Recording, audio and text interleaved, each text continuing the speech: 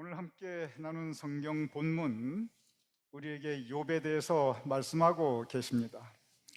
욥의 인생에 대해서 우리는 이미 잘 알고 있습니다.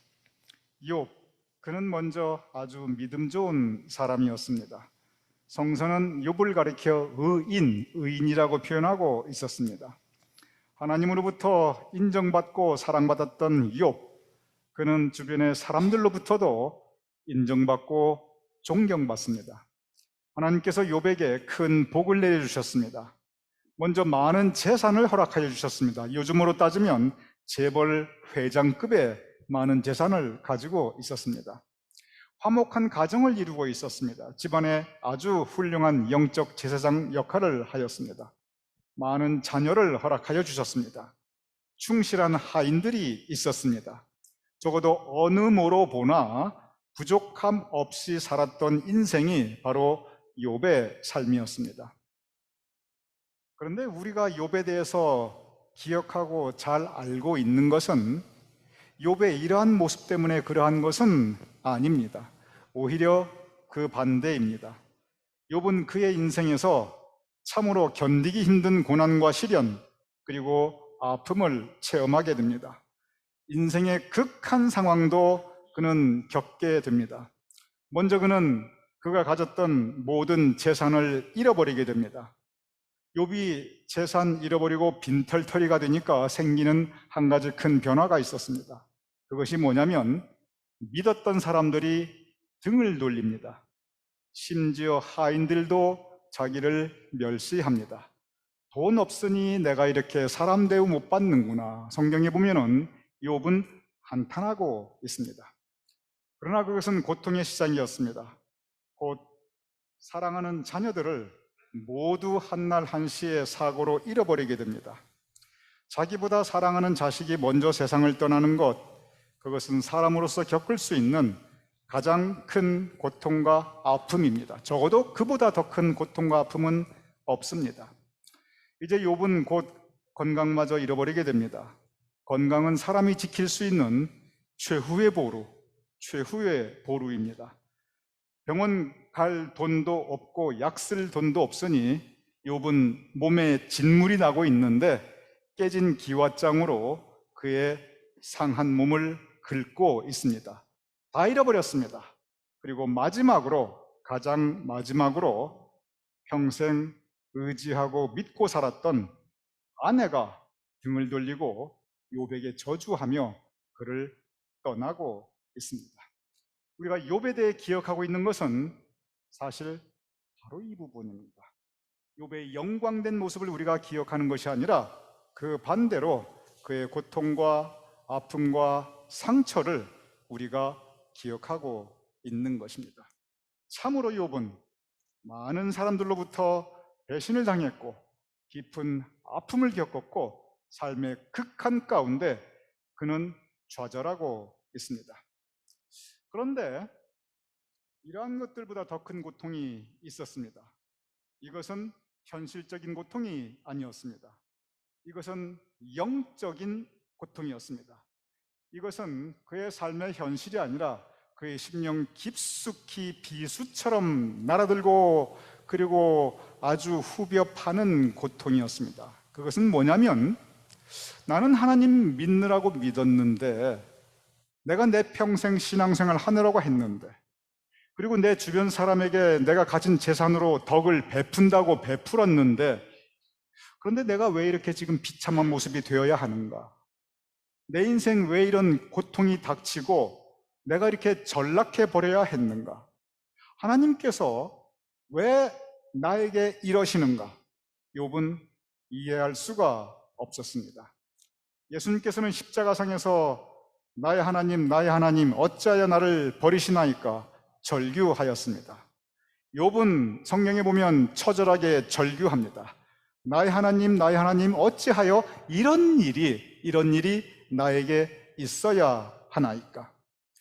오늘 본문 욥기 23장 8절 이렇게 기록되어 있습니다. 내가 앞으로 가도 그가 아니 계시고 내가 뒤로 가도 그가 보이지 아니하며. 무슨 뜻입니까? 내가 이러한 때 혹시 하나님이 앞에 계신가 내가 찾아보았고 혹시 하나님께서 뒤에 계신가 내가 살펴보았는데 하나님 내가 찾을 수가 없다. 하나님 어디 계십니까? 내가 지금까지 하나님 의지하고 살았는데 이러한 때 하나님 왜 안 보이십니까? 23장 9절 이렇게 기록되어 있습니다. 그가 왼쪽에서 일하시나 내가 만날 수 없고 그가 오른쪽으로 돌이키시나 배울 수가 없구나. 무슨 뜻입니까? 남들은 하나님 계시다, 남들은 은혜 받았다, 남들은 응답 받았다 이렇게 말하는데 왼쪽에서도 일하고 오른쪽에서도 일하시는데 그런데 나는 만날 수가 없구나. 하나님 왜 나를 외면하시나이까? 이러한 때 하나님 당신의 뜻은 무엇입니까? 말이라도 해주십시오. 욥이 가장 고통받는 그것은 내 인생이 이렇게 가장 힘들 때 하나님 어디 계십니까? 왜 응답하지 아니하십니까? 바로 이것으로 욥은 가장 고통받고 있습니다. 오늘 우리는 우크라이나에서 벌어지고 있는 비극적인 상황을 바라보고 있습니다. 얼마 전까지만 해도 뉴스를 보면 우크라이나 시민들 설마 전쟁이어 나갔어. 우리 늘 이렇게 살아왔지. 러시아야 늘 그렇게 늘 해왔지. 그랬는데 어느 날 갑자기 러시아가 탱크와 전투기를 앞세우며 전쟁을 시작하였습니다. 무장하지도 않은 민간인이 사는 아파트에 미사일이 떨어지고 심지어 어린 아이들이 있는 학교에도 폭탄이 터지고 죄 없는 많은 사람들이 죽고 어린 아이들까지 목숨을 잃고 다치고 있는 것이 지금 우크라이나의 현실입니다. 셀 수 없이 많은 사람들이 집과 재산과 삶의 터전을 뒤로 하고 피난민이 되어서 마치 6.25 때 한국민이 그랬던 것처럼 가방 한두 개 들고 국경을 넘어 낯선 곳으로 가고 있습니다. 지금 우리가 우크라이나에서 보고 있는 그것은 사람이 겪을 수 있는 최악의 상황이었습니다. 이러한 때 우리는 질문하지 않을 수 없습니다. 하나님, 이러한 때 어디 계십니까? 지금이라도 저 푸틴 어떻게 하나님께서 당장 좀 하셔야 되는 거 아닙니까? 저렇게 죄 없는 사람들이 심지어 어린 아이들까지 죽어가고 있는데 하나님 저렇게 많은 피난민들이 생겼는데 왜 가만히 계십니까? 마치 욥이 하나님 당신의 뜻은 무엇입니까? 항변하였듯이 우리는 이러한 때 하나님의 뜻은 어디에 있는지 영적으로 혼란스러워 하지 않을 수 없습니다. 우리가 두고 온 모국 대한민국을 바라보게 됩니다. 이번 주에 대통령 선거가 있습니다. 이번 선거는 여러모로 역사에 유례없는 선거입니다. 왜냐하면 보수와 진보가 이렇게 첨예하게 대결한 적이 없습니다. 여론조사를 해보면 나라가 거의 정확하게 반반으로 갈라져 아주 서로 싸우고 있습니다.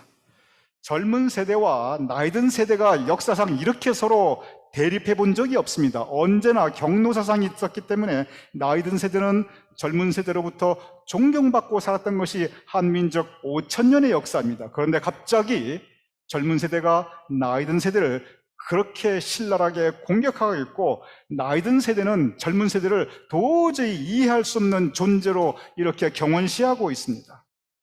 남자와 여자가 서로 맞서고 있습니다.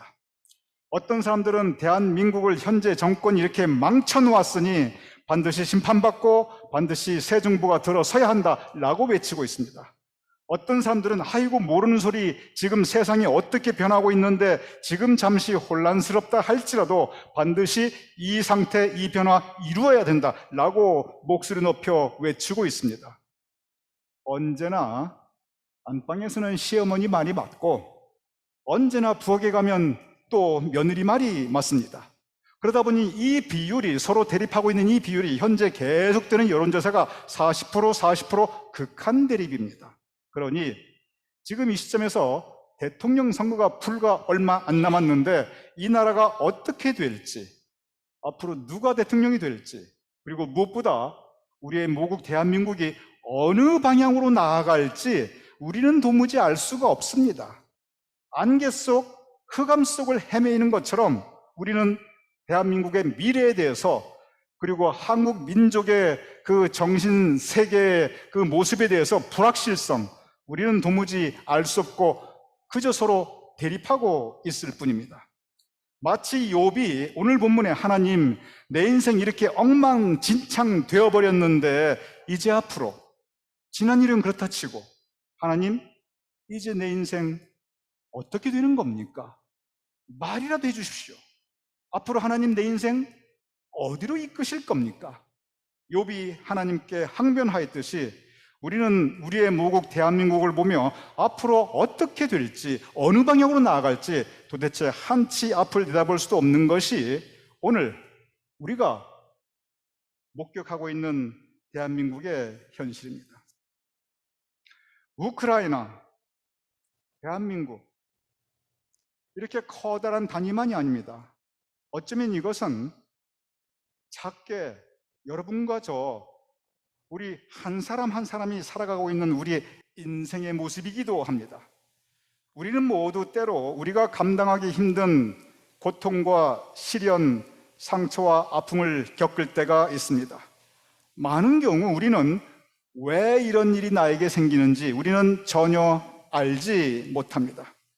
앞으로 우리 인생이 어떻게 펼쳐질지, 어떤 길로 나아갈지 우리는 한치 앞도 우리는 알 수 없습니다. 욥은 고백합니다. 내가 앞으로 가도 그가 계시지 아니하시고 내가 뒤로 가도 그가 보이지 아니하시며 그가 왼쪽에서 막 일한다고 하시는데 그런데 남들에게는 일 많이 하시는 하나님, 그 하나님 내가 만날 수가 없고 그가 오른쪽으로 돌이키시니 하나님께서 이렇게 역사하신다고 그러는데 그런데 그 하나님 나는 배울 수가 없구나. 욥의 고백과 한탄, 이것은 우리의 고백과 우리의 한탄이기도 합니다. 왜냐하면 우리도 우리를 향한 하나님의 뜻이 어디에 있는지, 하나님께서 여러분과 저 우리 각자의 인생 행로, 인생 여정을 어느 쪽으로 인도하시는지 우리는 알 수 없기 때문에 그러합니다. 그러한데 욥이 앞으로 가도 하나님을 바라보지 못하였고 뒤로 가도 하나님을 찾지 못하였고 하나님이 여기 계시다, 하나님이 일하신다 그랬는데 그는 하나님을 전혀 느끼지 못하였지만 그런데 욥이 한 가지 분명히 알고 있는 것이 있었습니다. 다른 것은 왜 그런지 모르는데 적어도 이거 한 가지만큼은 내가 분명히 알고 있다. 욥이 고백하고 있는 것이 있습니다. 오늘 본문 23장 10절 욥은 이렇게 고백합니다. 그러나 내가 하나님 발견할 수 없었고 하나님의 뜻이 무엇인지 내가 알 수 없지만 나에게 왜 이런 일이 닥치는지 나는 알 수 없지만 내 인생 앞으로 어떻게 될지 나는 알 수 없지만 모든 것이 불가지불확신이지만 그러나 한 가지 내가 알는 것은 그러나 내가 가는 길을 그가 아시나니. 제가 다시 읽어보겠습니다. 내가 가는 길을 그가 아시나니. 무슨 뜻입니까? 하나님, 내가 왜 이 길을 가야 하는지 나는 알지 못합니다. 하나님, 앞으로 하나님께서 나를 어떻게 이끄실지 나는 알지 못합니다. 그러나 하나님, 내가 가는 길을 그가 아시나니. 하나님은 알고 계시지요. 내가 다른 것은 몰라도 하나님께서 내가 행하는 이 길을 알고 계시고 내 앞길을 하나님 주님의 뜻으로 인도하실 것이라는 것, 이것만큼은 알겠습니다. 그 길이 무엇인지 나는 몰라도 하나님의 뜻이 계시지요. 그러나 내가 가는 길을 그가 아시나니. 이어서 욥은 이렇게 고백하고 있습니다. 23장 14절 그런즉 내게 작정하신 것을 이룰 것이라. 다시 읽어보겠습니다. 그런즉 내가 가는 길 그가 아시나니 그런즉 나에게 작정하신 것을 하나님께서 나에게 뜻하고 계신 것을 이루실 것이다. 하나님, 내가 지금 겪고 있는 아픔과 고통 나는 모르지만 여기에 하나님의 뜻이 있으시지요. 하나님, 내가 여기 있나이다. 나는 모르지만 내가 어떻게 되든지 하나님의 뜻을 이루시옵소서. 나를 부수시든지 세우시든지 나를 깨뜨리시든지 회복시키시든지 내 가는 길 나는 알지 못하지만 그러나 하나님 내게 작정하실 것을 이루실 것이라. 예레미야는 고백하고 있습니다. 하나님, 나는 흙이옵나이다. 하나님은 토기장이옵나이다.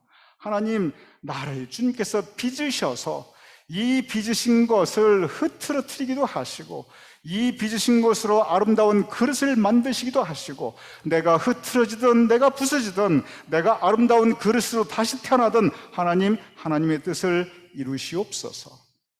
욥은 예레미야처럼 자기 자신을 하나님의 뜻 아래 온전히 내려놓고 있습니다.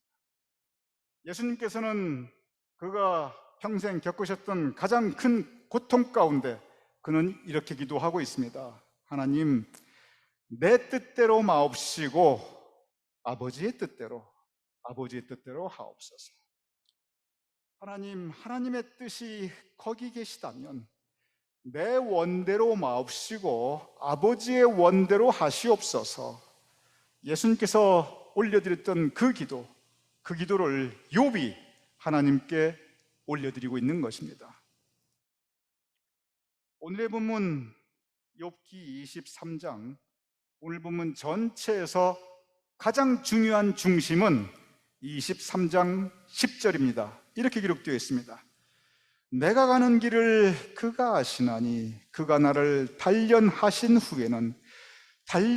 후에 이 모든 일 지나간 후에는 주여 내가 순금같이 되어 나오리라.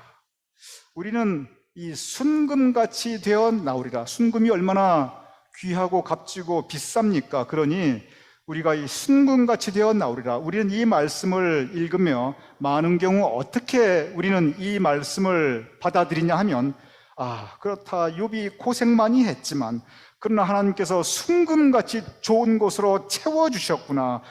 그래서 욥이 그 일 다 끝난 다음에 재산도 2배로 받았고 자식도 2배로 받았고 모든 것이 복받았구나, 해피엔딩이구나. 우리는 흔히 이렇게 생각하기 쉽습니다. 오늘 본문의 뜻은 하나님, 욥이 고생 많았지만 이렇게 순금 같은 좋은 곳으로 채워주셨으니 감사합니다, 그 뜻이 아닙니다. 여기에서 욥이 이 기도를 올려드릴 때는 욥이 이 기도의 시점은 여전히 가장 고난받는 시점이었습니다. 특별히 내가 내 인생 하나님 믿는다고 믿었는데 왜 이렇게 망가졌습니까? 한탄하던 바로 그 시점이었습니다. 즉 욥이 이 기도를 올려드릴 때는 아직 앞으로 뭐가 어떻게 될지 모르는 상황이었습니다.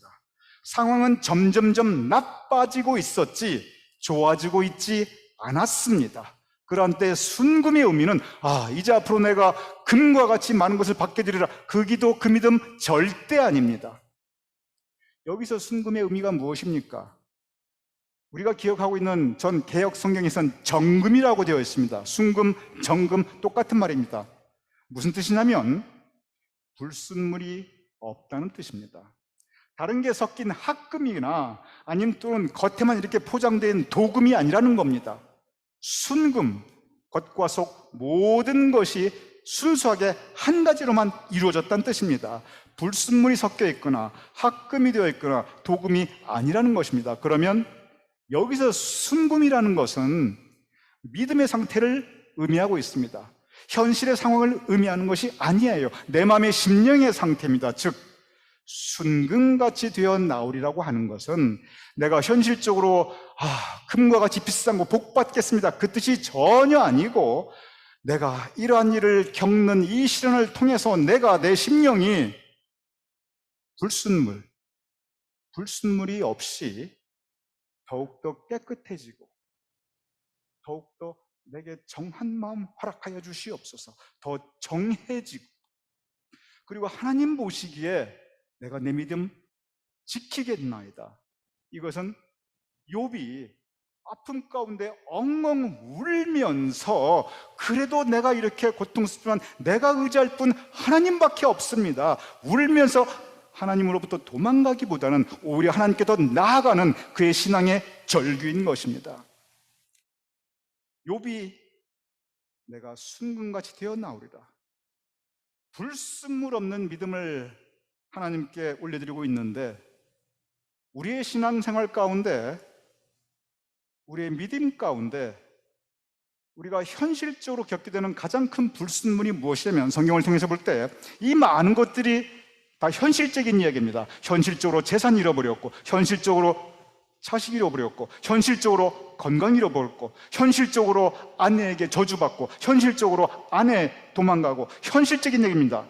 그런데 이런 현실적인 가운데 불순물이 뭐냐면 나의 욕심입니다. 재산 다시, 모든 것 다시 2배로 주시옵소서, 순금같이 비싼 것으로 주시옵소서. 내가 순금같이 되어 나오리라는 내 삶의 이러한 상황, 지금 진행되고 있는 이런 모습이 앞으로 나아가도 하나님 볼 수 없고 뒤로 가도 하나님 느낄 수 없지만, 그러나 내 욕심, 내 뜻 내려놓겠나이다. 내 원대로 마옵시고 아버지의 원대로 되기를 원하나이다. 바로 이 고백이 내가 가는 길을 그가 아시나니 그가 나를 단련하신 후에는 내가 순금같이 되어 나오리라. 내가 비록 이러한 삶의 현장에 서 있지만, 그러나 하나님, 내가 믿음 지키게 싸움나이다. 그 믿음 붙잡고 살아가게 싸움나이다.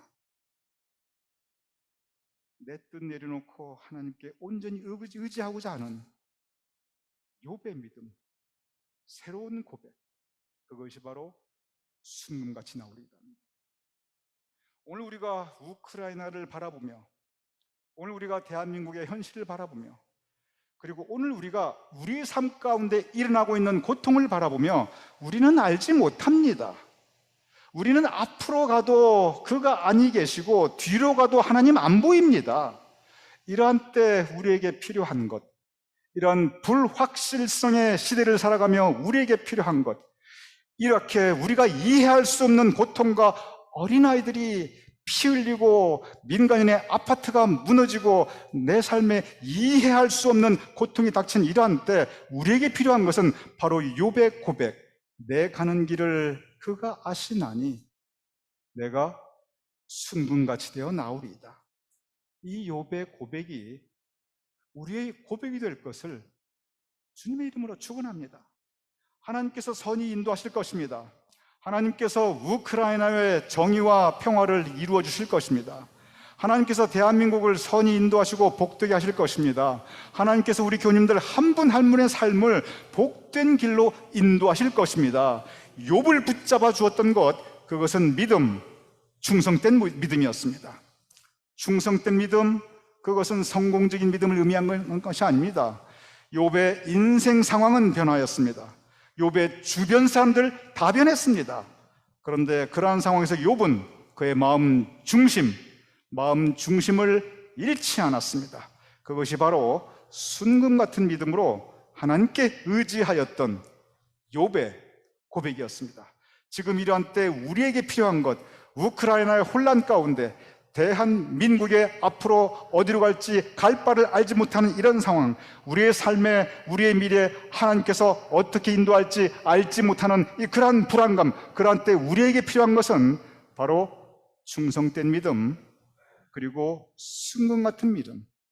하나님께서 이루시리라. 내 가는 길 그가 아시나니. 이 믿음으로 오늘 이 혼란스러운 하루를 살아가실 수 있는, 이 불안한 하루하루를 살아가실 수 있는, 그리고 이러한 때 굳건히 영적으로 승리하며 사실 수 있는 우리 모두가 될 수 있기를 주님의 이름으로 축원합니다.